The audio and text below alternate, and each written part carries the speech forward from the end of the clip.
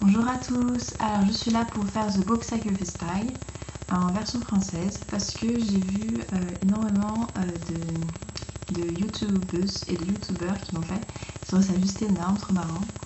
Je les ai vus aussi en anglais et j'avais envie de reprendre. Et voilà. Donc voici la première, premier thème.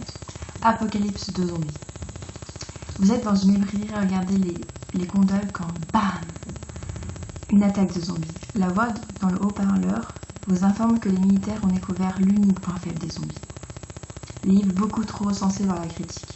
Quel est le livre dont tout le monde dit qu'il est formidable, mais que vous avez profondément détesté et que vous commencez à balancer sur les zombies en sachant que ça leur reviendra leur compte à tous les coups? Alors moi, j'ai pas hésité un instant. Je choisis la trilogie promise de Ali Kondai aux éditions Gallimard Jeunesse.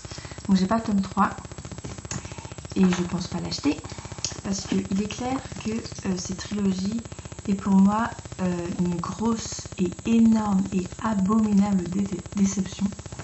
Tout le monde adore cette trilogie. Tout le monde a eu un coup de cœur pour le premier tome, un peu moins pour le 2, un peu moins pour le 3, mais en tout cas le premier tome était un coup de cœur pour tout le monde. J'ai pas compris, moi j'ai trouvé ce premier comme le deuxième tome sans intérêt, j'ai trouvé ça nul. C'est vrai que la dystopie en elle-même était bien, mais c'est tellement mal, enfin j'aime pas du tout aimer le rythme, comment c'est écrit, comment c'est développé, j'ai trouvé ça ennuyant. Je sais même pas pourquoi j'ai acheté le tome 2, hein, j'avais peut-être envie de dépenser mon argent pour rien à ce moment-là. Et le tome 3, je ne pense pas l'acheter. Si je l'achète, c'est vraiment d'occasion et à moins de 10 €. Ça risque d'être dur à trouver parce étant donné que le tome 2 coûte 19,90 €. C'est de la berlinaque, surtout que il paraît qu'il est encore pire que les premiers tomes. Je savais pas qu'on pouvait faire pire, moi, personnellement. Bref, donc si je lis le tome 3, ça sera uniquement par curiosité. Et si il est à moins de 10 €, sinon, niet. Nada, nothing. Ensuite, une suite. Vous sortez de chez le coiffeur avec une superbe coupe de cheveux quand boum, une pluie torrentielle s'abat sur vous.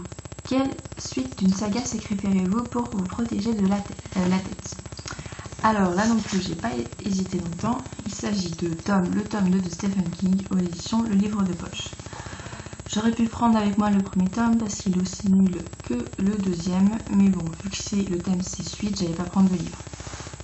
Alors j'ai trouvé encore pire que le premier, déjà que le premier j'avais pas aimé. Alors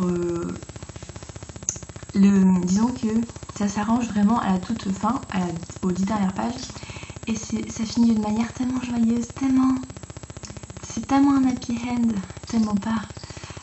J'ai trouvé ça vraiment, mais j'ai trouvé ça vraiment sans intérêt de faire une fin comme ça, ni le livre en lui-même, je trouve qu'il sert à rien. J'ai pas du tout aimé, il y a que des longueurs, il y a que des descriptions, il y a 10 000 personnages, là les 3/4 sont détestables, t'as juste envie de leur vomir dessus tellement qu'ils sont dégueulasses. Et voilà, donc il y a, dans le sens tome 2, il n'y a absolument rien que j'aimais, c'est simple, je veux dire. Peut-être le fait que 2-3 personnages ont survécu, peut-être que finalement certains méchants meurent, peut-être parce que c'était enfin fini, c'est pour ça que j'aimais ça, c'était enfin fini, mais donc ça l'a pas fait du tout. Donc c'est les 2 premiers tomes que j'ai lus de Stephen King, et après avoir lu des tomes comme ça, avoir été autant déçue, je peux vous dire que je ne suis pas prête à lire vos livres de Stephen King, ça je peux vous le dire. Ensuite, un classique. Votre prof de littérature n'arrête pas de vous parler de ce livre et du profond changement qu'il a apporté à sa vie, de la façon dont il a révolutionné la littérature. Vous en avez tellement marre que vous balancez ce bouquin à sa tête parce que vous savez quoi, ce classique il est stupide et vous pouvez largement supporter un avertissement rien que pour l'avoir dit haut et fort. Alors là non plus, j'ai pas non plus hésité, et là je sens que je vais avoir des critiques. Il s'agit de Léodire le vent de Émilie Brontë, audition Le Livre de Poche. Alors ce prof, mon prof n'en a absolument jamais parlé, Pour la bonne et simple raison que mon prof de l'année dernière était un fan inconditionnel de Star Wars et du Seigneur des Anneaux. Et donc je ne les ai lus aucun des deux. Et ce n'est pas un classique, donc je ne pouvais pas trop en parler maintenant. Bref, pour en venir à lui, alors je n'ai lu que les 60 premières pages et après je l'ai abandonné. Je me dis c'est pas possible, je peux pas continuer comme ça. J'ai trouvé ça tellement chiant. Franchement, c'est un classique, c'est vrai que c'est pas non plus pareil que les livres d'aujourd'hui. Il faut quand même assez s'accrocher au début. Mais là, franchement, j'ai cru que j'allais m'endormir en lisant.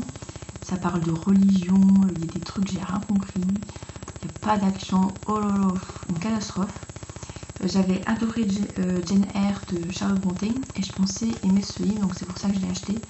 Et bah j'aurais pas dû. Et encore une fois, j'ai balancé de l'argent par la fenêtre en achetant ce tome. Bon, heureusement, c'est un livre de poche, mais bon. Ça m'étonnerait que je lise la suite, sauf si, l'année prochaine, je repack et je vais faire des lettres modernes. Si jamais il me demande de lire, bien sûr, je le lirai. Mais c'est pas avec grand plaisir.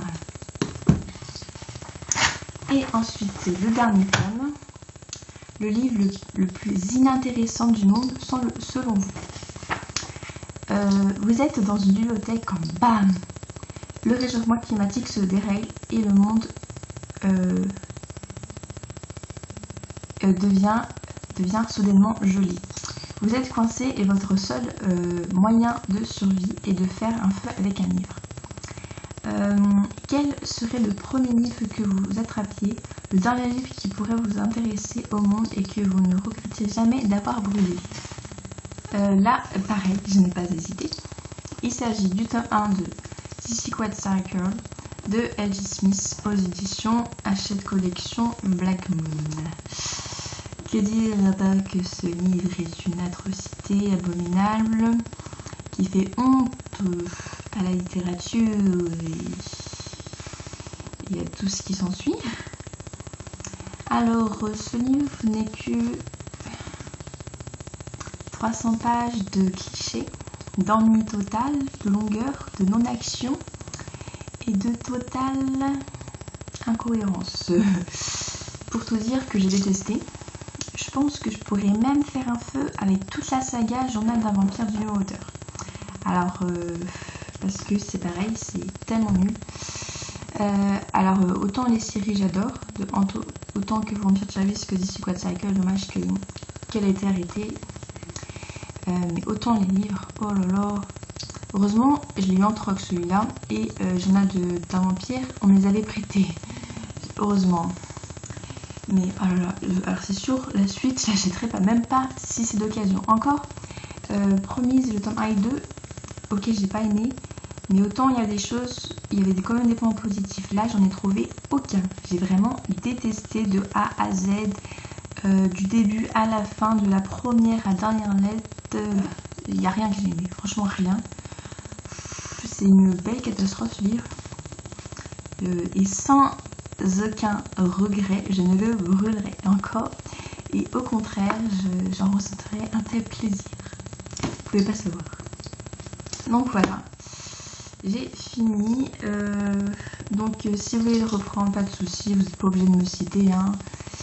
Je vais pas non plus faire ma tirade, dire vous êtes obligé de me citer et me mettre un lien sur mon blog, c'est pas grave. Et je vous invite à le faire parce que c'est vraiment très marrant à faire. Et puis voilà, c'est toujours sympa de faire ça, je trouve. Et voilà, je vous laisse. Salut!